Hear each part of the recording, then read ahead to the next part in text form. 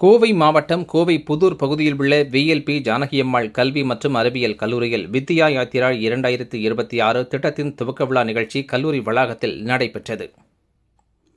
கோவை மாவட்டம் கோவை புதூர் பகுதியில் உள்ள விஎல்பி ஜானகியம்மாள் கல்வி மற்றும் அறிவியல் கல்லூரியில் புதிய மாணவர்களை வரவேற்கும் வகையில் வித்யா யாத்திரா 2026 என்ற சிறப்பு அறிமுகம் மற்றும் வழிகாட்டுதல் நிகழ்ச்சி நடைபெற்றது.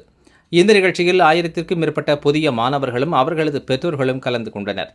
கல்லூரி நிர்வாகம் சார்பில் மாணவர்களின் கல்வி, திறன் மேம்பாடு, வேலைவாய்ப்புகள் மற்றும் வளாக வசதிகள் குறித்து விரிவாக விளக்கப்பட்டது. விஎல்பி அறக்கட்டளையின் தலைவர் சூரியகுமார் தலைமையில் நடைபெற்ற நிகழ்ச்சியில் கல்லூரியின் முதல்வர் டாக்டர் குமார் வரவேற்புரை வழங்கினார். கல்லூரியின் வளர்ச்சி, கல்வி தரம் மற்றும் மாணவர்களுக்காக மேற்கொள்ளப்படும் பல்வேறு திட்டங்கள் குறித்து சிறப்புரைகள் இடம்பெற்றன.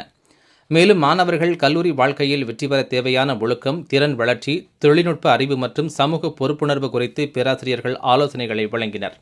மாணவர்களின் எதிர்கால முன்னேற்றத்திற்கு கல்லூரி நிர்வாகம் முழுமையான ஆதரவை வழங்கும் என்றும் உறுதியளிக்கப்பட்டது.